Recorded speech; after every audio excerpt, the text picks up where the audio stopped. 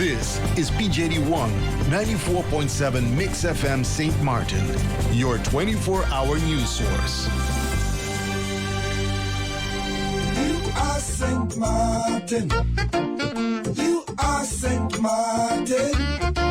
The URSM, the Unified Resilient Sint Maarten Movement, being a political movement, will be hosting a weekly radio program called You Are Sint Maarten every Wednesday from 6 to 7 p.m. on the Radio Mix 94.7 FM. I myself, Dr. Messalina, the political leader of URSM, will be hosting this radio program in which current issues, actualities and general topics will be discussed with the people of Sint Maarten. So join us every Wednesday on Radio Mix 94.7 for our radio show You Are Sint Maarten. You are Sint Maarten.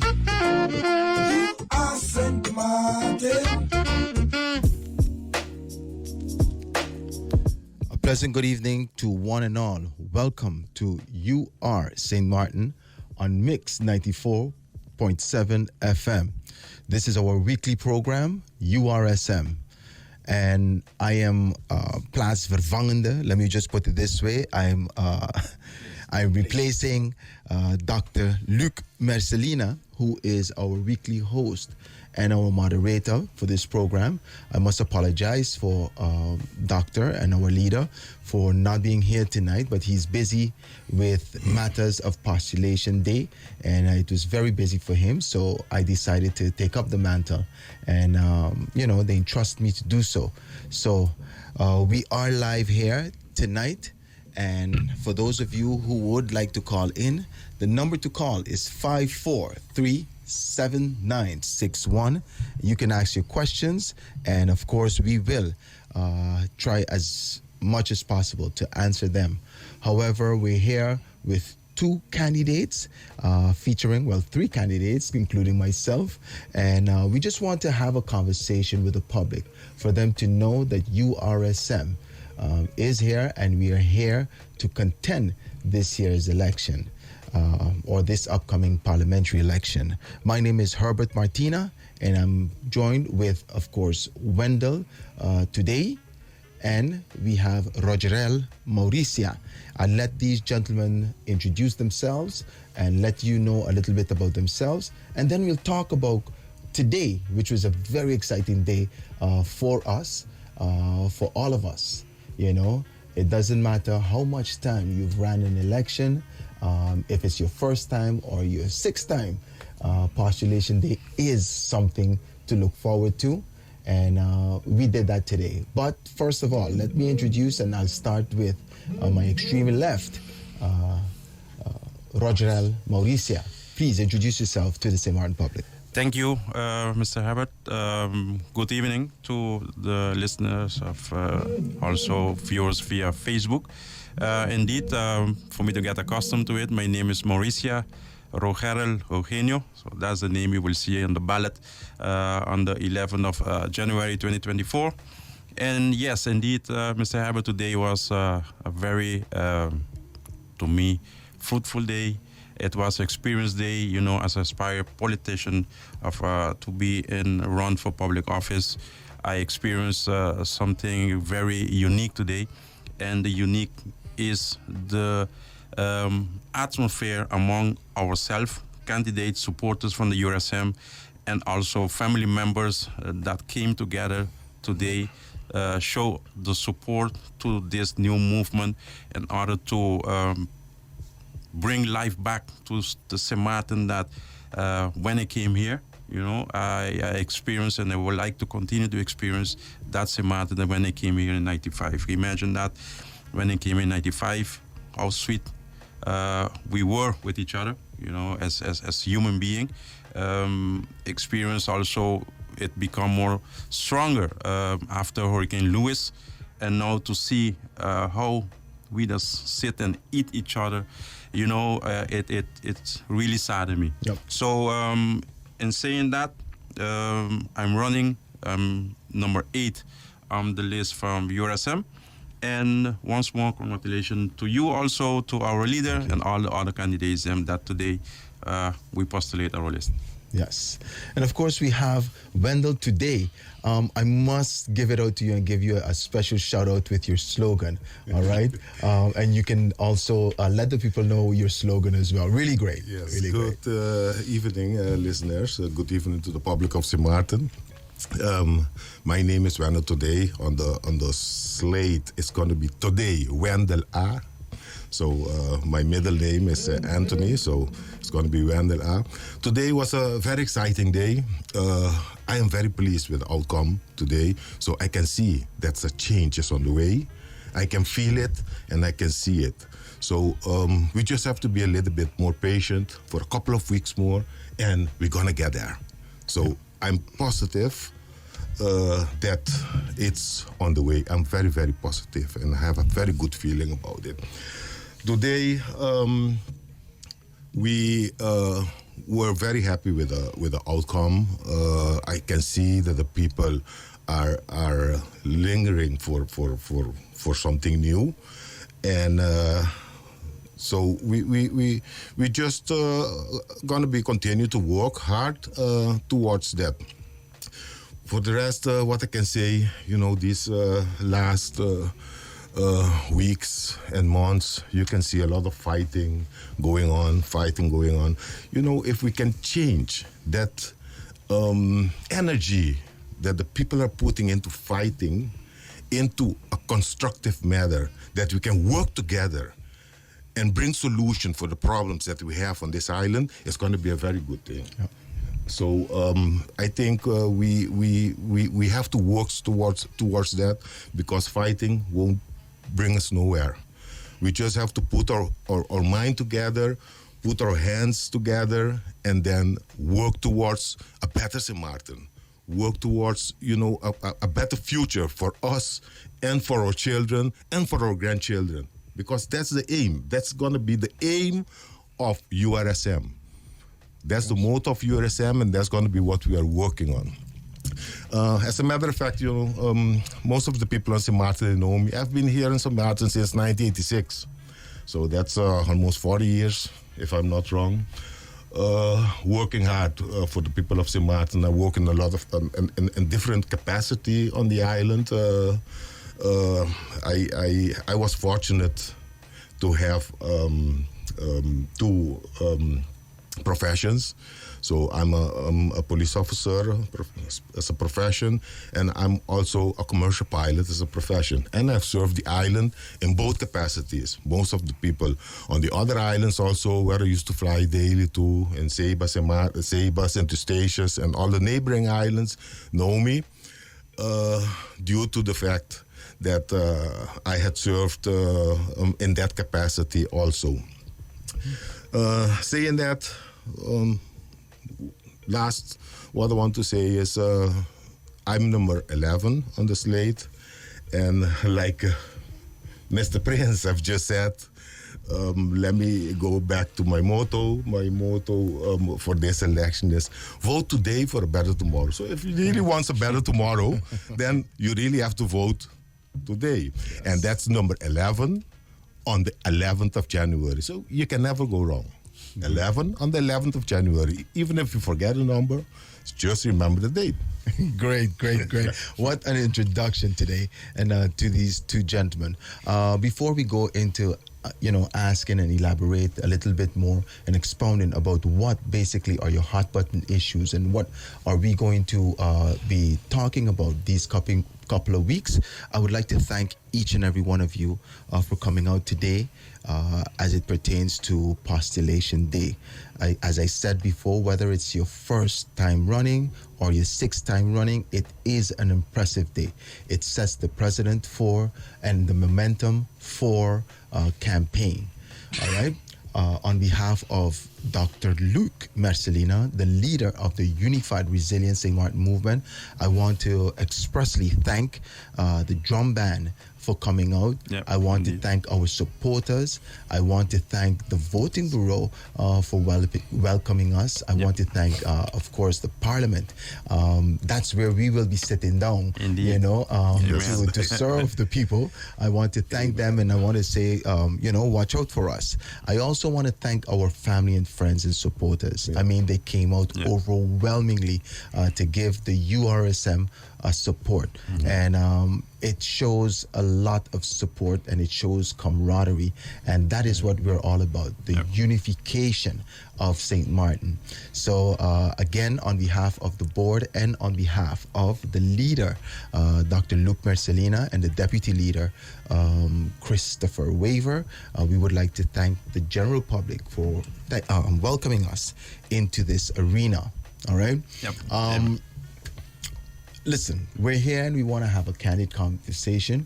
We also are live on Facebook, so please love, like, share this live.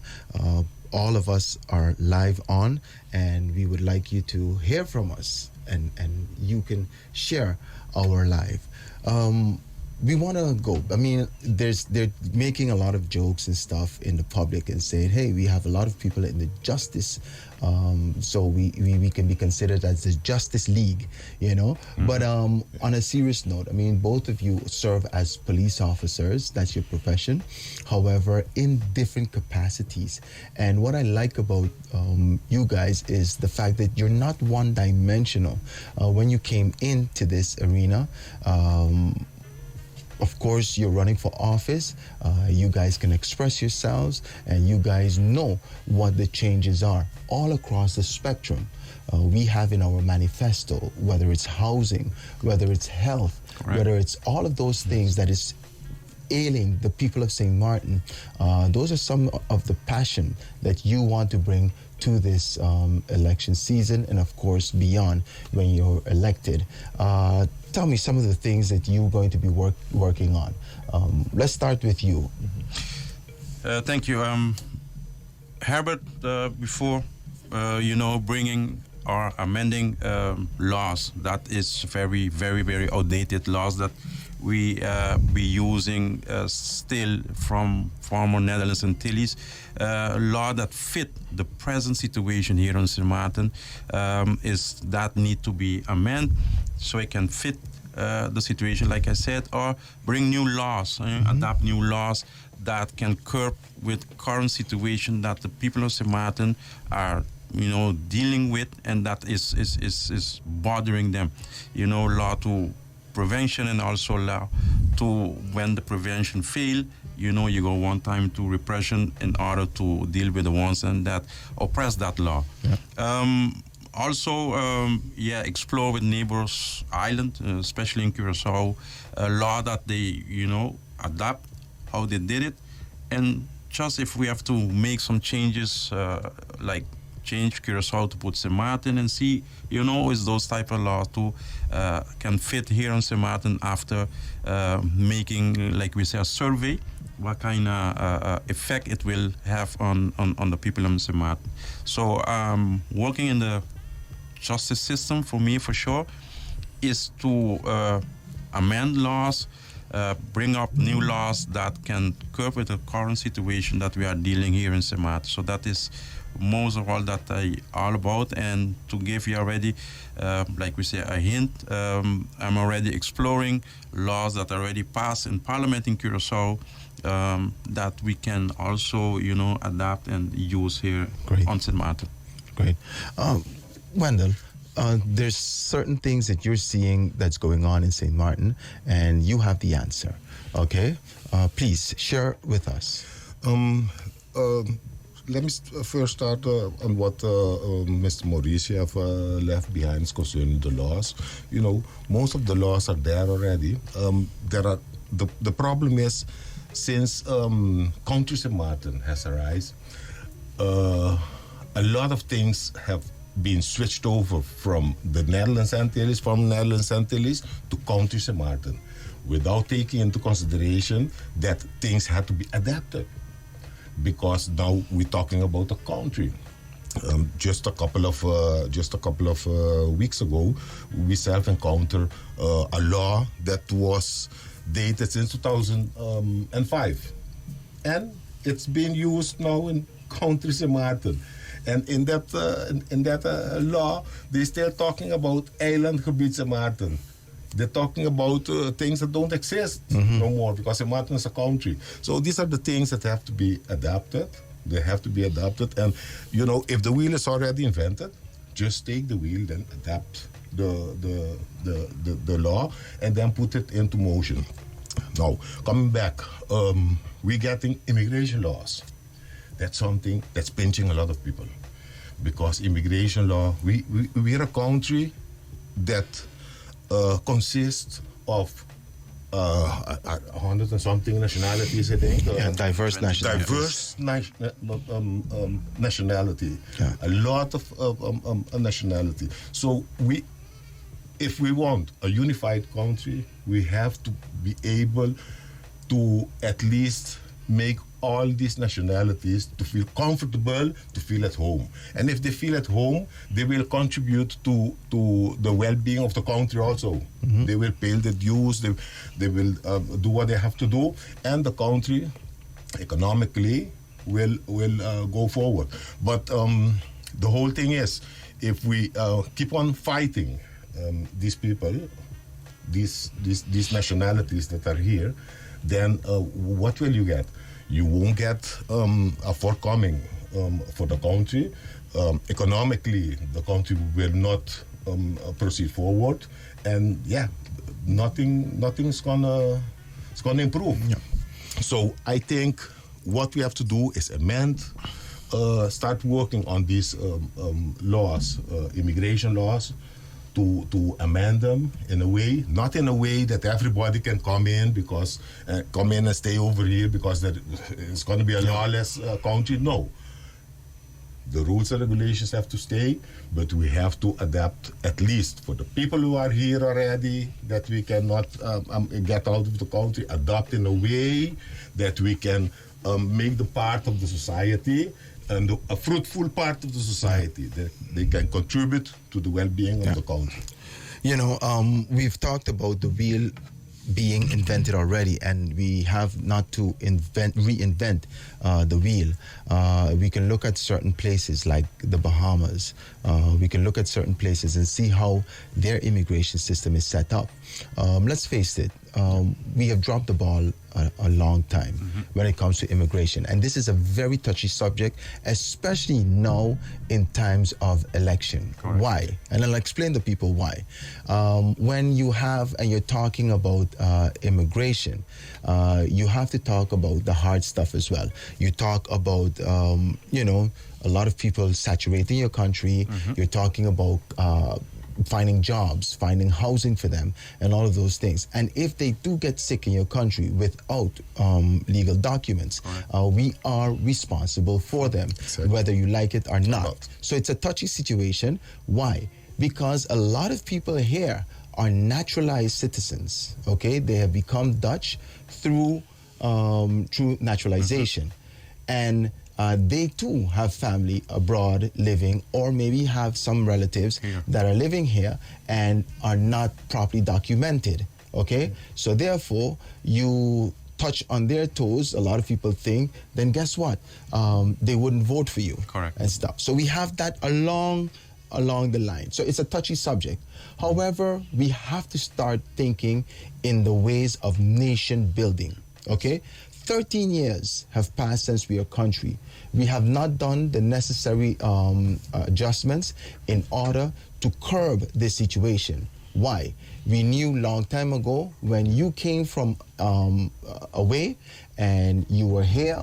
I can only tell you, when I went to St. Vincent and I told them, or they saw that I stayed 2 weeks, I got a phone call. Yep.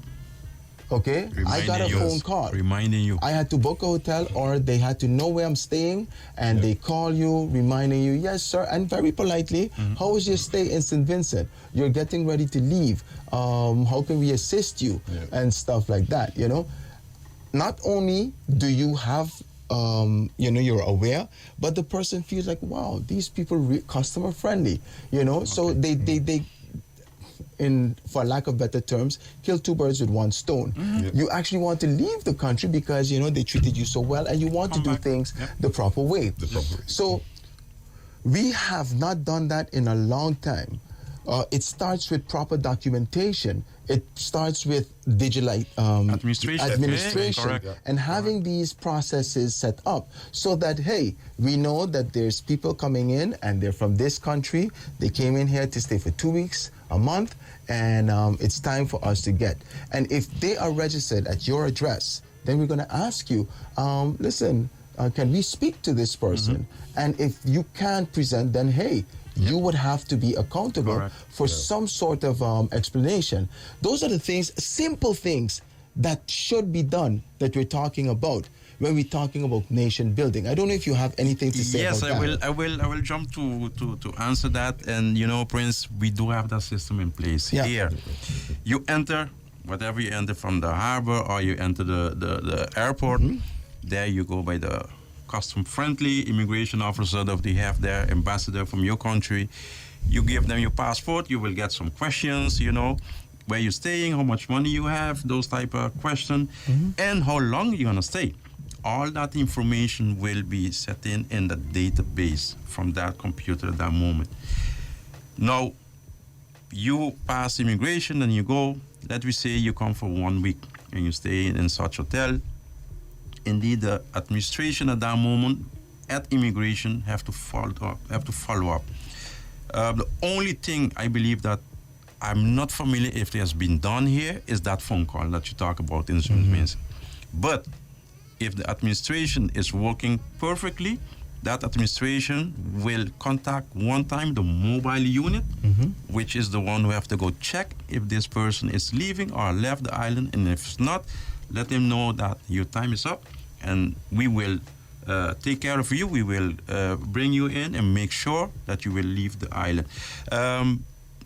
Like I said, the system in place.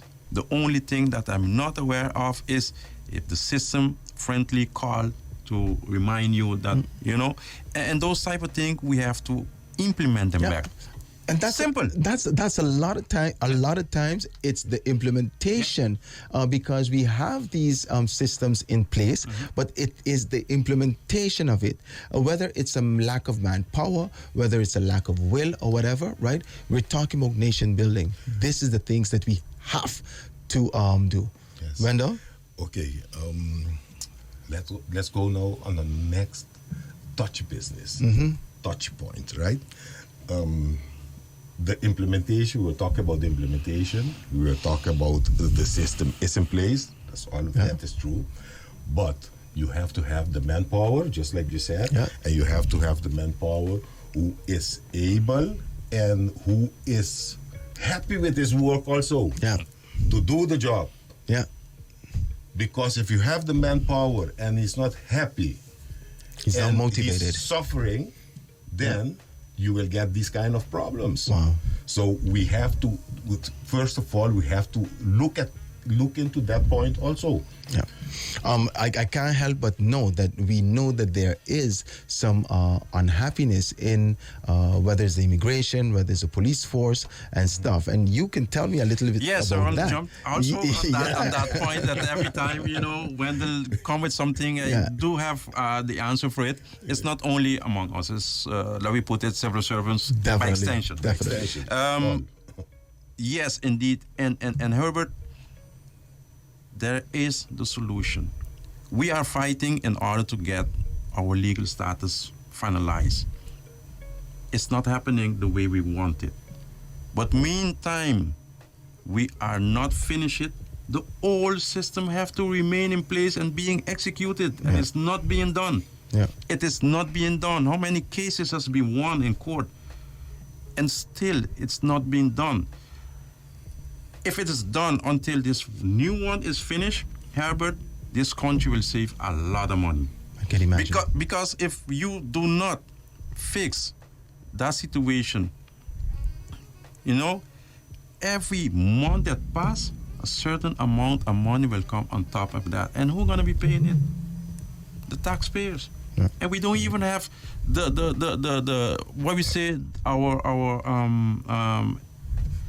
we're close, what we call that thing? Unemployment. Unemployment is so high.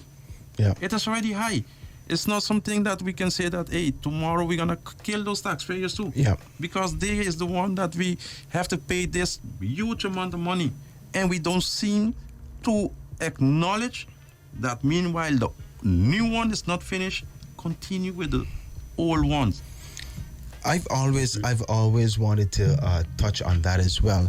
Whereas we have ministers, or we have civil servants, whether it's in the police force, whether it's in the fire department, whether it's in the government building themselves, taking government to court. Correct. Okay, and a lot of time, majority of the times, they are in their rights and they win against the government. Okay, we've seen that government taking other establishments to courts as well, and we read in the papers. Now, when the government loses a case, do you know the amount of money that is spent on that? And sometimes I think the ministers, and not this isn't directed to one specific Correct. minister, right? But sometimes I think the minister doesn't understand that this taxpayer, they think that it's monopoly money or something, because they just take these court cases and stuff. They lose these court cases, but it's not coming out of their pocket. They're not feeling it. And I'm asking myself, don't they understand that we have a budget to balance and all of those things have repercussions? Because let us get down to the nitty-gritty and fix the problem so that we can have a smoother running country. Now, it is not only the police force, and you've made that clear. Yeah. We've seen manifestations upon manifestations upon manifestations. Let me give you a little recap. We've seen manifestations from the fire department workers. Correct. Yes. Okay? We've seen manifestations from the justice workers. We've seen manifestations from the police. I mean, from the Teachers. teachers. Okay, we've even seen manifestations from the medical personnel and stuff. So all prison, you know, and if you want to bundle line to justice, but let's just say prison. We've seen those manifestations as well. Now, in every single sector in our community, there are manifestations. So you know that it's not only one person or one sector feeling the pinch. All right? Let us get this done. And this is a part of nation building as well. Yes. I don't know if you want to touch on that or recap. What I would like to say about it, Herbert, and that is why we from the URSM, candidates from the URSM, is, let me say, requesting from you to put us inside there, because it have to start by the parliamentarians to put that respective minister accountable for what is going on. Like you said, going court case, knowing that you will lose the case, you don't care because the money don't come from your pocket. And there, the bosses them from the ministers them have to come and play and put that respective minister accountable and let her or him know that we not accepted those type of things anymore. Even though if we inside there, if that minister is from the URSM, he will be put accountable. All right. The point. We have to go on a commercial break right now. But Wendell, keep that thought because I know you're coming out with a vigor. I know you wanted to say something. All right. Ladies and gentlemen, this is our weekly program, the URSM Mix 94.7 FM. We will be right back with a few commercial breaks. Stay informed every 15 minutes. Mix 94.7 FM, your 24-hour news source. For 30 years, We've seen it all. in good times and bad, We've heard your calls. during the hurricanes, And treacherous squalls. We were even there. when governments would fall. But no matter what, We always saw you through from morning till night. And on the weekends, too. To all of our listeners, We do this just for you. so cheers To 30 years from the Phillipsburg Broadcasting Crew. Hi, this is Steve Inskeep with NPR News. We've all heard, maybe even told, a story that got a little confusing and finally you just have to say, I guess you had to be there. Well, when you listen to NPR News, you are there. Public radio reporters are there for you all over the country. They see what's going on, they gather the facts, and they report it back to you. Listen every weekday.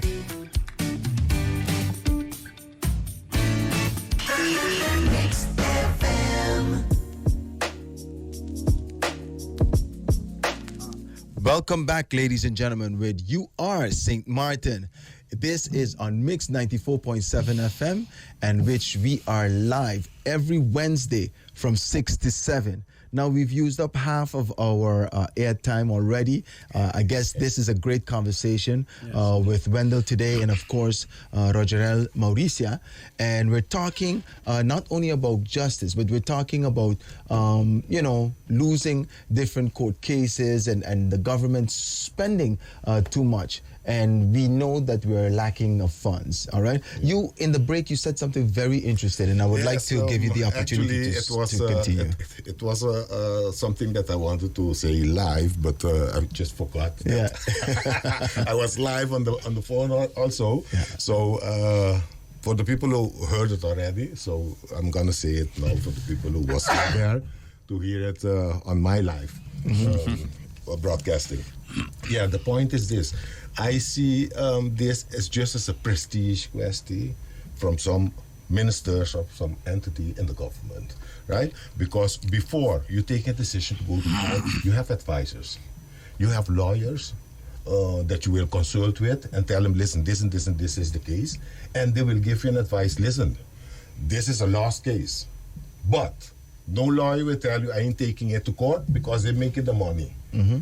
So as long as they're making the money, they will tell you, okay, if you still insist for taking it to court, we will take it. But it doesn't mean that you're going to get a satisfactory result out of it. But they will still take it.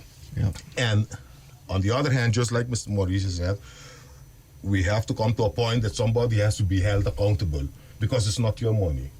It's the money of the people of Sint Maarten. Yes. And that money could have been used to help poor people, to help children that go to school without eating in the morning, to make a project. If we just want to broaden it out, make a project for school children that have less income, that they can get food in the morning or can get food before they go home, that they don't go to afternoon school without eating. So, but because you know how much thousands of dollars are spent on lawyers and on advisors and things, while there are cases that already what's the outcome is going to be. Things there's a lot of money that can be saved, and a lot of times we see different candidates now going to come out with a lot of projects. Okay, they're going to talk about, I want to do this. And one of the things is the breakfast program, that's a hot topic now. Yes. I want to do different activities for the elderly. I want to beautify Phillipsburg. I'm just calling out different topics and different stuff that people can talk about. However, one of the things that I always tell people is that when you see candidates do so, I want to ask one critical question. How are we going to pay for it? Okay? I think that's a definite critical question that we should ask ourselves. And for those candidates as well, just don't bring out and blurt out projects, but say, listen, find solutions how we're going to pay for it. Now, what I like about the URSM is that we have taken different steps in order to save money. That's one. Yes. We've also taken steps in order to generate money into our coffers. Yes. And it always doesn't have to be off the backs of the taxpayers. I was listening to a group of people, and they told me, Prince, do you know who pays the taxes here on St. Maarten? And the burden stays basically on the working class. Okay? The taxes and everything, the incomes that that you see that's operating comes from the working class. And I took a strong look at that. And I'm like, wow, how can we save money? We're talking about having advisors and having a conscience, knowing that this is the taxpayers' money and we just can't spend it. If you know within yourself that the case will be lost based on jurisprudence, based on how different cases have played out, you know that's a lost case. Why are you going to take it to court? Just to save face? That is evil. in my opinion. And when you Yes, end okay. up, you end up losing your face that you already don't have. Exactly. You understand? So- All right. A next thing that Dr. Luke Mercelina talked about is about the BIC registration. Okay.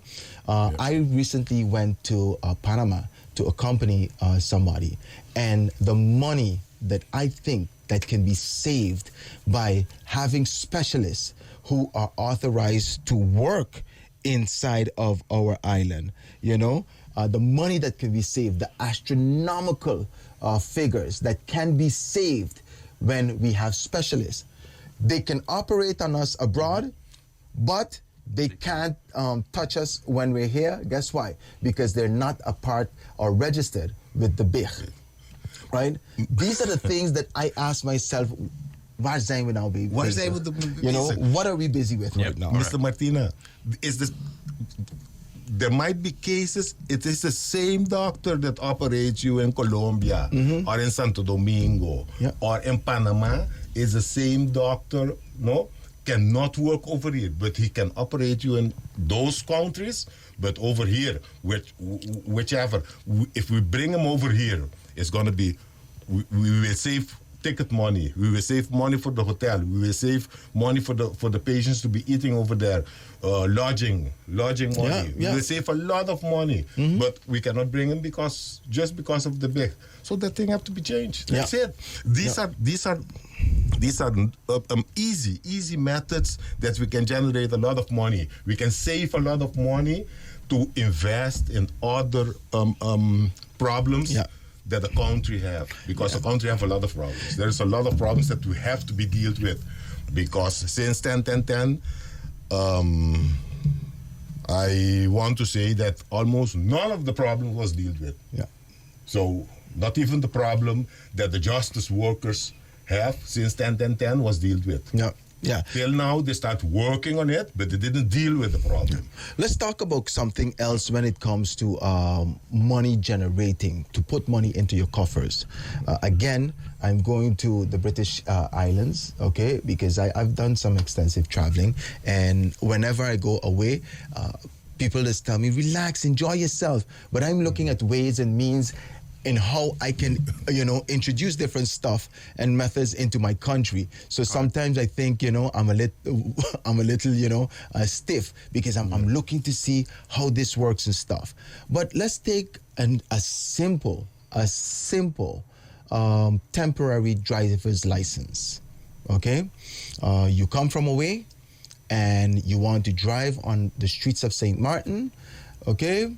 We can issue you a temporary driver's license, and whether the cost, that still needs to be studied, right, and established, whether it's $5, whether it's $10 for the whole time. You say it's valid until 6 months. Now, you know that tourists, they're not going to come here for 6 months. Correct. But let's say if they return, they still can use it and drive safely on our streets. And also, if the car rentals doesn't work according, and they still registered, if they get in an accident, hey, we want to see if they have signed up. And if they didn't sign up, you get a fine. Okay? Because you have to adhere to the laws of the land. Accountability. I'm telling you, we boast on how much passengers come through this country. Correct. And we can't even, it's something that they choose. It's not something that we're going to put in them or in hidden, taxes or fees. Yes. We say, if you want to drive on this island, all right, then you have to contribute on our road system, and that money is put into our road network for the coffers. It can be used, where we need it. Where we need it. Correct. Those are simple ways in which we can make and generate money here on St. Maarten. And Mr. Martina, that is not, you don't have to invent the wheel. No. That wheel exists because long time ago, I can recall there was an international driver's license. In the Netherlands Antilles, in the former Netherlands Antilles, we used to have it. It's an international, you pay a fee for it, you get an international driver's license that you can drive abroad with it. So if the tourist comes over here also, they can acquire that international driver's license for a fee, and then they can drive. I think it was for 6 months or it was for a year. It was valid or something like that. But it exists. So the laws are there. They might be old, but you just take them out, you polish them a little bit, and you put it in a way that you can generate some money in the coffin of the government, because it's not something that never existed. It was in place. It was in place. I know that. Yeah. But just as the time has gone, it had verwaterd, like they say in Dutch. It disappeared. It just vanished in thin air. Yeah. Those are the things that, we can talk about.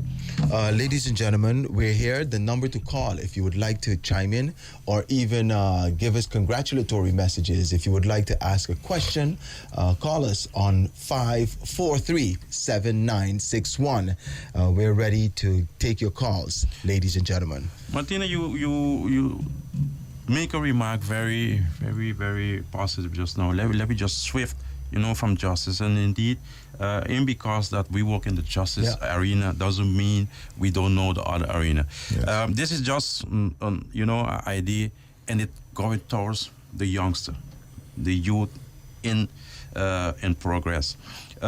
When I came here, I had experienced the Pony League, the baseball, whereby this, I think, a late person, he passed away, Mr. Brown, had his Pony League. He was trying, educated by bringing that league up to par. And now I see it missing. Just like Curacao is doing, I would like, if USM, when USM is inside there, to bring back that thing for the youth, for the kids from 9 till 15, 16, I believe, to compete internationally for Sint Maarten, to make prospect for the major league, and then for them to contribute back for their country. Yes. How we can do that? It's very easy. Just like Curacao is doing it, look for a sponsor, and we do have a lot of sponsors here. We just give all kind of big company exemption from tax. Millions we give them extension. No problem, but you're gonna contribute to this thing for this amount a year that you own that tax. Yes. Because I know the exemption that you gonna receive, the money you have it, but you just don't want to give it. Yeah. Yep. My question is, though, we had the Minister of Education, Youth, Culture and Sports who put I think it's a 1 cent levy on gas prices. Whatever became of that? I haven't heard anything on that, and it was supposed to go towards sporting facilities. It was supposed to go towards sports in general. Whatever happened to that? Those are things that I would like to know as well. I mean, I thought when I read that he was busy doing that, I was like, oh, all right, go Samuel. And when a member of the government does well, I want to congratulate them as well. Yes. All right. I want to let me just say this: when they had the whole cultural parade, I was very, very much impressed. I said thumbs up to the culture department and stuff. And maybe Samuel didn't lift a finger or anything like that, but the mere fact that he is in that position, I would give kudos and honor to the minister for that. However, we know that sporting facilities here are lacking in St. Maarten. We have sports organization. Thank God for those independent sports organizations who are doing the thing with little to no help from government. And again, why? Because we're balling. There is not enough money. All right? Finance. And I can understand finance. However, we must come with innovative ways. And one of the things that you mentioned, and we are a solution-oriented party. One of the things that you talked about is a business partnership with government. Okay, it is done all over the world, whereas you get something In return, You give something back. the space to do business and to function and to make money. So you know what? You need to contribute in a way. All right.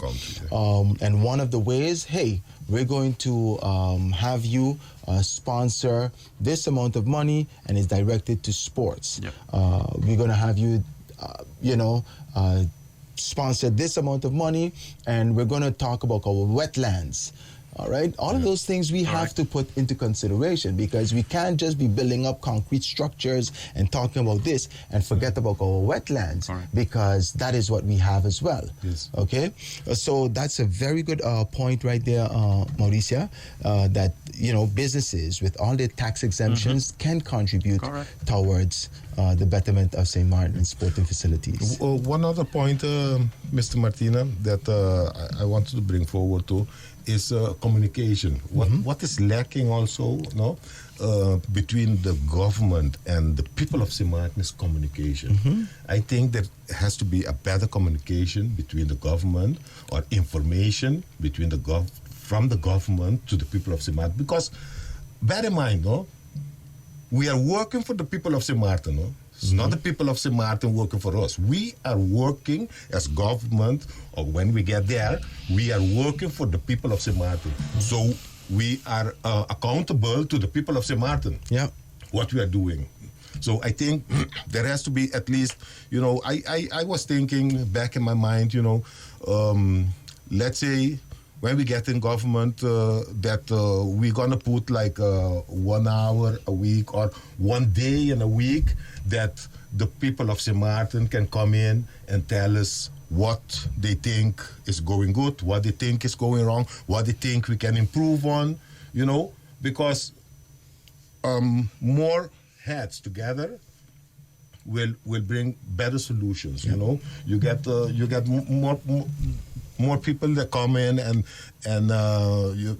it's a think tank. Yeah, one of the things that I think that government, it should be an approach, and you mention it when you're talking about ministers, when you're talking about parliamentarians, though their salaries are like this, they are civil servants. Okay, they serve the people. They represent the people of St. Maarten in that capacity, and we should remember that. One of the things I see that is lacking here is communication as well. And though the press briefing, they basically dictates what's happening to you, instead of us having a open discussion and dialogue and stuff, right? However, the press briefing is there to inform. What happens before the press briefing? What happens before a project is taking place? I think that our stakeholders needs to be involved. And I always talk about this. When they introduce the rising of the bus fare, okay, they had no consideration for the passengers and how that would affect the passengers. They just look at the institution, which is the bus association, the bus drivers association, who came, and rightfully so, and came and said, listen, we have a problem. We're not making enough money. Gasoline is high, and we want to raise the fare. All right? I can understand that. However, what studies was done, or what these ministers, did they even ride a bus to see how it goes and how we can improve on anything? No. What they did, they negotiated with the bus drivers. They didn't even have a sample group of passengers, because let me tell you something, in this struggling economy, $1.50 Hein and weer, back and forth, okay? Every day. That turns into $2 Yes. back and forth, right? It's a lot of money for people. Yes. So we're talking about $1 more a day times 5, which is a week, $5, right? And then for the month, right, times 4. That's a lot of money to be traveling up and down. So my question is, why was a decision taken like that without all stakeholders? Let them have their word and let them discuss it and then come with a tangible solution. And I'm not saying that you might have the answer one time, but at least hear them out. Yes. Hear them out. And a lot of decisions are done like that. Correct. When we feel that they're dictating It's because what of is a going to minister, be. it happened like that. Exactly. Yeah. All right. The basket of goods. Yes, we heard the basket of goods is going to expand and everything, right? But what studies have been done in order to know what we're going to put in those baskets of good? All right? Things are expensive, okay? You're expanding the basket of goods, good. But just for expanding, let us know what really the stuff that a household really needs in order to survive. The basic necessities, you know, those are the things that are lacking, I feel. The cohesive communication between ministers and the stakeholders. And Martina, coming back, just a small remark about the bus fire, and without, criticizing no association, respect all of them. They came to the government complaining about the gas, either diesel or gasoline. Instead, for you, just like you put it, very, very nice, sit down with the stakeholders and see how we're going to bring a solution. I mean, a simple common sense solution would be, they come to me concerning the gas and they want to raise the price in order to cope with it. But now, if you raise it, who's going to be the one that's suffering? The bus users, them that have to, and most of them do not have bus fare. So now why you couldn't put a regulation in place? Is the gas is a problem? Let me sit with the stakeholders, see if you can prefer the gas price at the gas tanks, at the gas station. Yeah. And then you don't have to hamper the bus users then. Yeah. You know? Those are common sense solutions. You know, there's a lot of things that we can curb when it comes to everyday life here on St. Maarten. But it takes a little bit of thinking, it takes a little bit of teamwork, and sometimes you as a sitting minister, basically, or a parliamentarian, don't have the solutions. I've had people come to me with projects, written out projects, and not only what we're going to do, but how we're going to pay for it, right? And it blew my mind. I'm like, wow, all right? You know why? Because there's a lot of people who want to see this country move forward. Yes. Okay?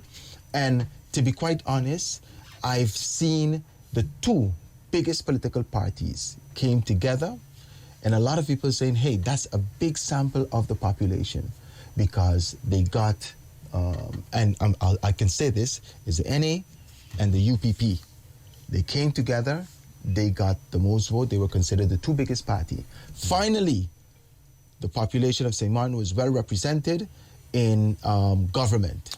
They came together, and I had hopes. I really had hopes that now we will see things move forward and changes, real tangible changes. But after hearing the Prime Minister today, when it came to postulation, and saying, yes, we need 4 more years to do different stuff, I'm asking myself, wat heb je in 4 jaar gedaan? All right? And for those of you who don't understand Dutch, what have you done in 4 years then? All right? Of course. Then come with something else, and not, we need 4 more years to continue to find, because to be quite honest, right, they were one of the longest sitting governments. Correct. Okay? And indeed, those 4 years, and I believe if we didn't learn from, especially taking off more or less a year and a half or 2 years from that 4 years, because we had in COVID, we learned a lot in COVID how to save. How to save. I mean, like you said, we zijn heel ermee bezig. You understand? And it don't take a rocket science sometimes to have common sense for solution, because, like you said, you don't have answer for everything. Because as a head from a family also, when your kids then come to you and ask you a question, sometimes they take you out, wow. That's a smart question, but Daddy don't have that answer this. And then who you gonna contact? You're gonna contact the mother, you're gonna contact the uncle. Listen, my daughter, your niece asked me this thing. What do you think about the best solution? Or you turn around and ask the child yourself, what do you think? Sit and think and bring common sense solution to whatever question this is. That's the same thing we was just talking about. No human being knows everything. Exactly. like they have a saying in English, jack of all trades, master of none. Yeah. So if you pretend that you knows everything, that means that you don't know nothing. Exactly. So the best part to tackle the problem is if you don't know something, you just ask. Don't feel embarrassed. Just ask. I'm somebody, if I tell you something, even though it's my profession, so I don't know everything. Correct. If I know it, I will tell you. Listen, Herbert, I know. Do it this way, this and this and this. I think this is the best way to do it because of this and this and this that had happened to me, or because of this and this is this that I know. If I don't know exactly how to do it, I will tell you, Mr. Prince, listen, I don't know.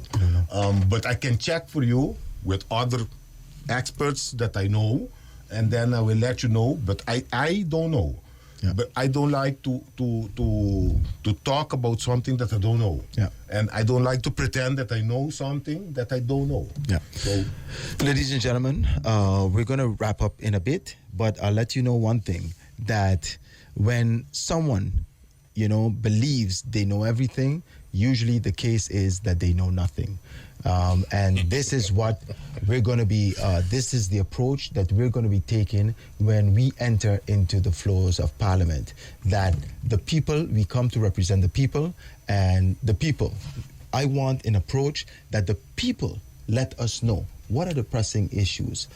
Stay in touch with us. Yes. And of course, we can deliver and be your mouthpiece on the floors of Parliament and with extension into the executive branch. Yes. We're winding down to the end of the program. I'm going to give you like 30 seconds each to round off and let the people know that tomorrow we have nomination day. Indeed. So we're asking each and every one of the supporters to come out.